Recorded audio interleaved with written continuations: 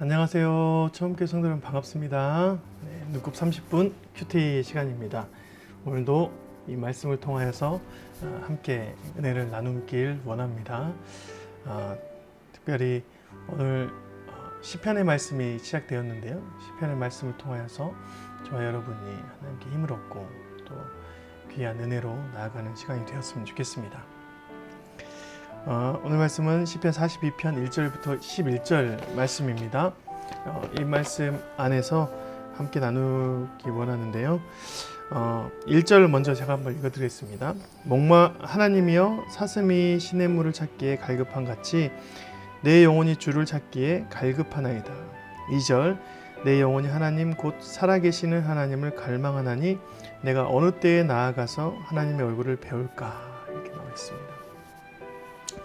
오늘 시편의 말씀은 실은 이제껏 다윗의 시편을 함께 봤었는데요. 오늘 말씀은 고라 자손의 맞쓰기라는 사람의 노래입니다. 고라 자손은 실은 그 불명예스러운 자손 중에 한 명입니다. 예전 민수기에서 고라 자손이 지성소에 있는 성물을 옮기는 직분을 맡았던 자손이었습니다. 그런데 사적에 보니까 고라 자손은 꽤 그 지역 안에서, 공동체 안에서 유능한 족속이었던 것 같습니다. 그래서 고라라는 인물이 아론에게 또 모세에게 자신들도 제사를 지내게 해달라는 그런 요구를 하면서 반역했던 자손입니다. 그래서 하나님께서 그들을 땅에 묻어버리는, 지진이 나게 해서 땅에 묻어버리는, 고라와 250명의 자손들을 묻어버리는 징계를 받게 됩니다.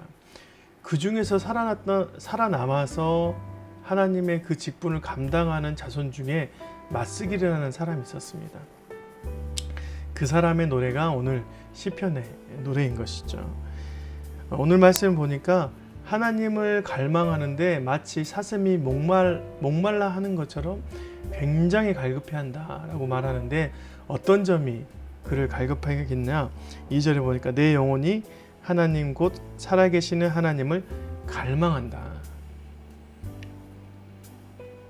내가 어느 때에 나아가서 하나님의 얼굴을 배울까? 그러니까 하나님이 보이지 않는 곳에 보이지 않는 것이 자기에게는 참 갈망한다. 하나님을 보고 싶다. 살아계신 하나님을 느끼고 싶다라는 일들이 있습니다. 사람들이 고라 자손에게 이렇게 말했던 것 같습니다. 3절에 종일 내게 하는 말이 내 하나님이 어디 있느냐 하오니 내 눈물이 주야로 내 음식이 되었도다. 주변에서 네가 대체 왜 하나님을 믿고 있냐, 보이긴 하냐, 하나님 너에게 살아 계시냐 라고 얘기를 했던 것이죠. 그래서 그 과정 속에서 고라 자손 마스길이 이런 기도를 하는 것입니다. 어느 정도였냐? 6절에 보니까 내 하나님이여 내 영혼이 내 속에서 낙심이 되므로 내가 요단 땅과 헤르몬과 미살산에서 주를 기억하나이다. 낙심이 될 정도로 주변에서 그를 미혹했던 것 같습니다. 여러분, 그 자손이 그렇게 특별하지는 않았습니다. 그리고 그렇게 어려운 시기를 걸어가는 자손이었죠. 반역하고 반역의 계열에 있었던 그 자손들이 지성소 안에서 성물을 옮기는 작업을 지속적으로 했어야 됐습니다. 그래서 하나님의 주시는 그 은혜를 받아 누려야 했던 것이죠. 그래서 그 안에서 굉장히 하나님 안에서 하나님을 보고 싶었던 그 일들이 있습니다.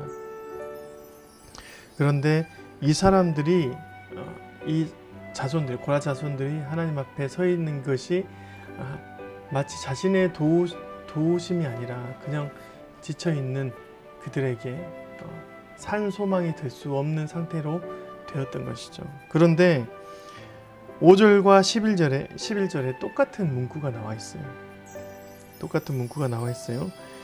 내 영혼아 내가 어찌하여 낙심하며 어찌하여 내 속에서 불안해하는가? 너는 하나님께 소망을 두라. 그가 나타나 도우심으로 말미암아 내가 여전히 찬송하리로다.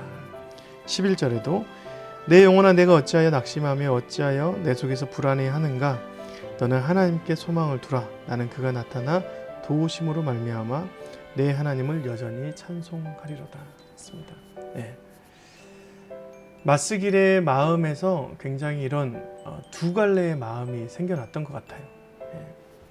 자신은 주변 사람들의 그 소리와 또한 자신의 삶에서 녹록지 않는 일들이 일어나서 대체 하나님이 있는가? 살아 계신가? 라는 그런 하나님을 굉장히 갈망해 했습니다. 그러나 하나님은 자신의 눈에 보이지 않는 것이죠. 또 삶에서도 그 녹록함이 해결되지 않는 것입니다. 그래서 불안함이 더 넘치고 넘쳤던 것 같아요. 네. 그런 상황에서 폭풍과 같이 낙심됨으로 그의 삶을 살아가고 있을 때 하나님께 집중하며 주님을 기억했던 그 자리에서 5절과 11절의 말씀이 있습니다. 왜 너는 불안해하는가? 왜 이렇게 불안해하느냐? 소망을 하나님께 두라. 너의 유일한 소망은 하나님밖에 없지 않느냐라고 얘기를 하는 것입니다. 그리고 그가 나타나 도우심으로 내가 여전히 찬송할 수 있다. 찬송한다. 찬송하고 있다. 라고 얘기를 하는 것입니다. 예. 실은 이 마음은 두 갈래의 마음이 충돌하는 것이 보여집니다. 네, 시편에는 그런 장면들이 많이 있는데요. 다윗의 시편도 마찬가지고요. 내가 하나님 앞에 간구하며 애곡하는 것은 내 불안함, 내 죄성, 인간됨의 연속이었지만 그 안에서 주님께 집중하는 가운데 하나님의 음성이, 성령 하나님의 음성이 내 속에서 들리는 경우가 굉장히 많습니다. 이것이 바로 5절과 11절이 바로 성령 하나님의 음성인 것이죠. 네가 왜 이렇게 불안해하는가? 또 다른 자아가, 또 다른 내면이, 하나님을 바라보는 그 내면이 죄성에 갇혀있는 내면에게 말하는 것입니다. 너는 왜 이렇게 불안해하냐? 우리가 알고 있듯이 우리의 소망은 하나님밖에 없다라고 얘기를 하는 것입니다. 그리고 그 소망 가운데 우리가 주님을 향해서 찬송하고 찬양하는 그 모습 자체가 하나님 나와 함께하는 삶의 증거이다 라고 얘기하는 것입니다. 예. 오늘 저도 일이 뜻대로 풀리지 않았습니다. 이것저것 꼬이고 망쳐지는 일들이 있었는데요. 그런데 차에 타면서 정말 주님을 정말 강하게 경배했던 오늘이 삶이 기억됩니다.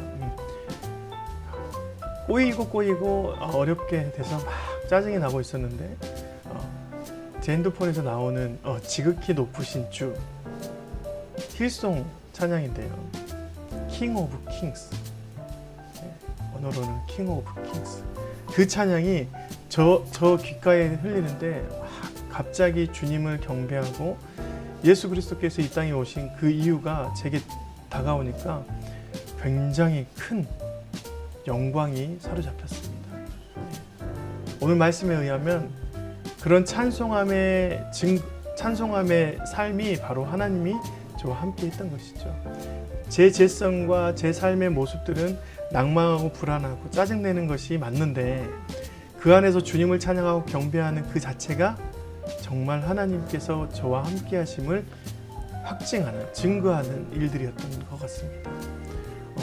여러분 지금 하나님을 찬양하고 있습니까? 찬송하고 있습니까?